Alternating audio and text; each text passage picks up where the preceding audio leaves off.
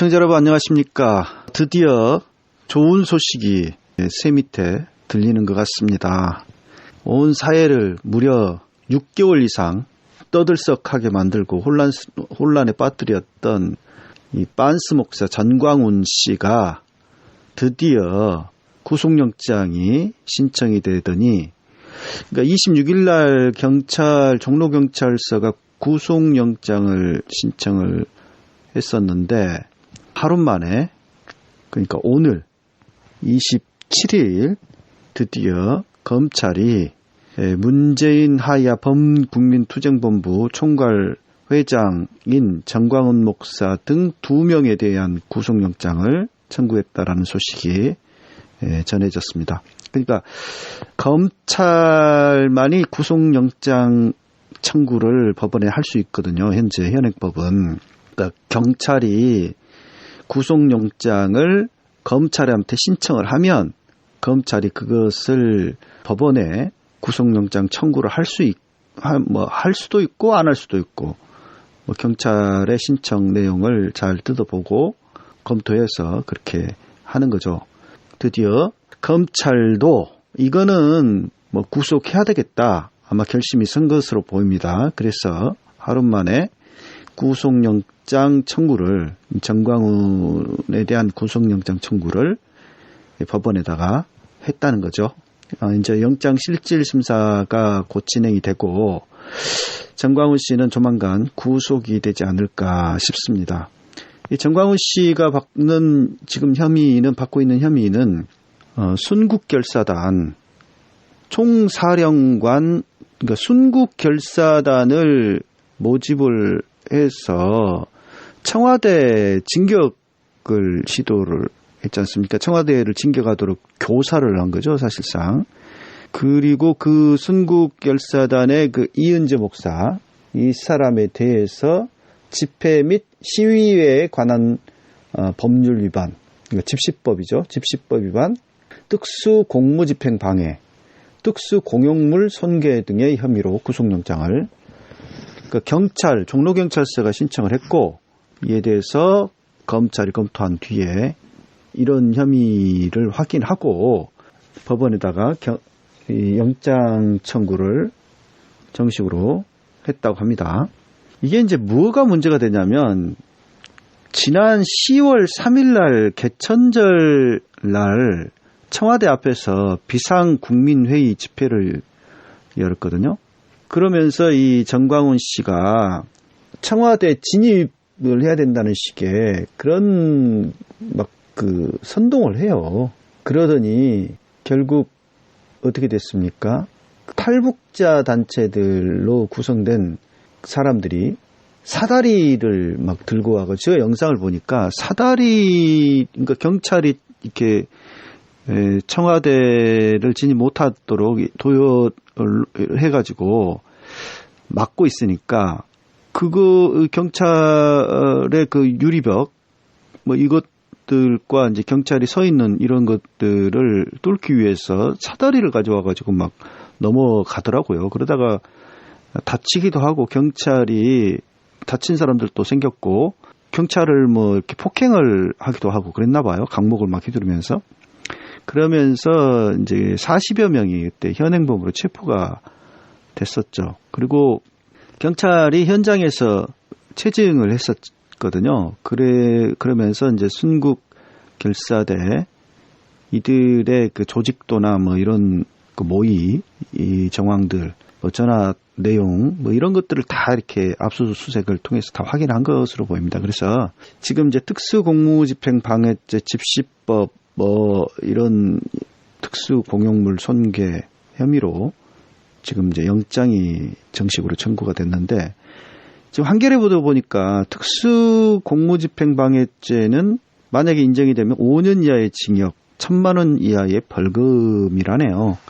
근데 이제 그 전광훈 씨는 나는 말렸다, 같이 그렇게 해서는 안 된다고, 폭력 시위해서는 안 된다고 말렸는데 왜 나를 갖다가 이렇게 처벌을, 영장까지 청구를 하는지 모르겠다, 이런 식의 반응을 보이고 있어요. 근데 이 전광훈 씨의 그 순국결사대, 이 순국결사대라는 단체는 이 뭐 정광훈 씨는 자신은 모르는 일이다 뭐 자꾸 별뱀을 하고 있는데 사실 10월 3일 이전부터 정광훈 씨가 자신의 교회에서 순국 결사대가 청와대를 뚫을 것이다 뭐 이런 언급을 계속 했었고요.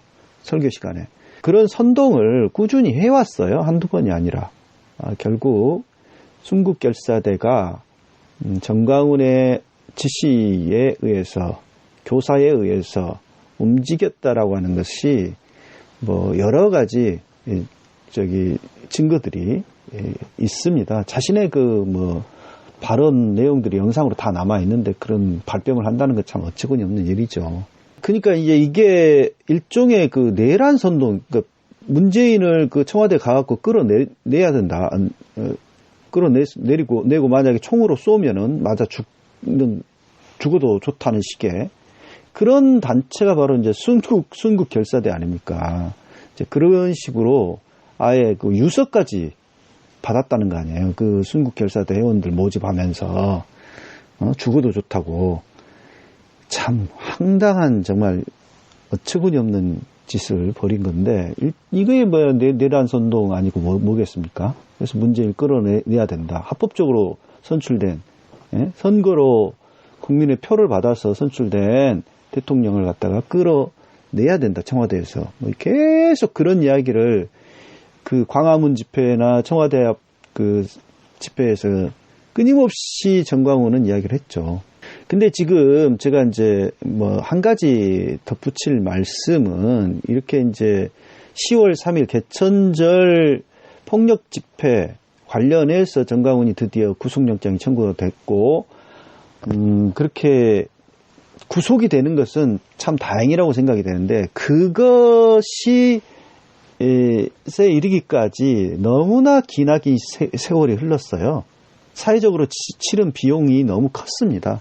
너무 올 한 해 내내 거의 시끄러웠다시피 했지 않습니까? 이 한 사람, 이 정광훈과 그를 따르는 몇몇 사람들에 의해서 특히 그 자유한국당 황교안과 그야말로 짬짬이가 돼가지고 말이죠. 서로 그렇게 짝짝꿍이 돼서 끊임없이 사회를 혼란스럽게 했던 것을 알 수가 있는데요. 물론 그렇게 한 것은 그 자유한국당 황교안이 그 뒷배가 되어주고 수많은 보수 우익 단체들과 더불어서 이 법원, 경찰 또는 선관위, 검찰이 그 할 일을 제대로 하지 않고 사실상 방치하고 있었던 게 아닌가 그런 생각을 하거든요. 그에 대해서는 좀 더 자세하게 나중에 다룰 기회가 있을 겁니다. 근데 오늘 제가 한 가지 더 말씀을 드릴 것은 경찰이 정광훈에 대한 그 구속영장 신청을 하니까 이에 뒤질세라 지금 그 선관위도 부산하게 움직이고 있어요. 선관위도 정광훈의 선거법 위반 사항에 대해서 조사를 최근에 했고요. 아마 고발 조치를 할 예정인 모양입니다. 전국을 돌면서 정광훈 씨가 내년 총선에서 자유우파 진영이 승리해야 된다라고 하면서 황교안을 중심으로 똘똘 뭉치자. 그리고 자기 주변 서울 지역 사람들에게 다 연락해서 설득해라 라고 하면서 계속 선동했지 않습니까? 뭐 서울에서만 하는 게 아니죠. 구미, 울산, 대구, 포항, 부산 이런 전국을 돌면서 그 거리 집회도 하고 뭐 지도자 간담회도 하고 국민대회 형식의 정치 집회도 하고 매일같이 그렇게 했어요. 매일같이. 그래서 뭐 그렇게 사실상 사전선거 운동을 계속 유세를 다니다시피 한 건데요. 12월 5일 날 부산에서 열린 문재인 퇴진 국민대회 영상을 보니까 이런 말을 해요. 나는 내년 총선 승리를 위해서 매일같이 연구하는 사람이다. 내년 총선에서 우리 자유우파가 200석을 하면 우리는 제2의 건국을 할 수 있다. 황교안 대표를 중심으로 똘똘 뭉쳐야 한다. 강원도와 충청도도 60% 이상 우리에게 넘어왔다.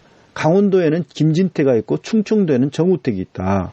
여러분 주변에 서울 사람들 다 연락해서 설득하라. 이런 식으로 사전선거 운동을 하는 그런 발언들을 시종일관 했거든요. 그래서 정말 이런 일들이 계속 반복이 되고 있는데도 불구하고 선관위는 손 놓고 뒷짐지고 있어요. 못하게 해야 될 거 아닙니까? 이렇게.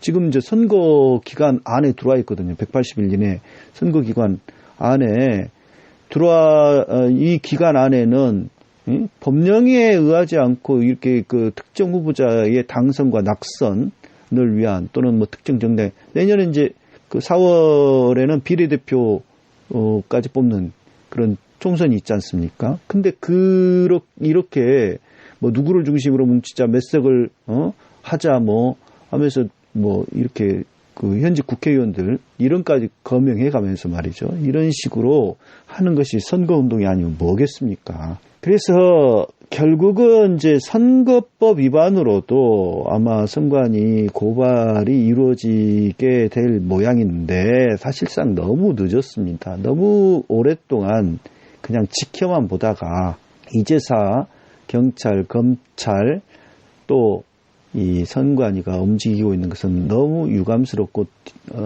만시지탄, 너무 때늦은 감이 있습니다. 예, 진즉 했어야 될 일이고 그렇게 했다면 지금과 같이 사회가 그렇게 혼란스럽지 않았겠죠. 예? 그런데 이런 그 사실상 선거운동을 하고자 그렇게 뭐 청와대 앞에서 텐트를 쳐놓고 농성을 하고 사람들을 모아서 뭐 예배랍시고 말이죠. 사실상 정치 집회, 선거운동을 하면서 말이죠. 계속 그렇게 떠들던 자를 어쩌지 못하고 막 그렇게 방치했던 것은 이 국가기관들이 제 역할을 제대로 하지 않은 거다. 그런 생각을 합니다.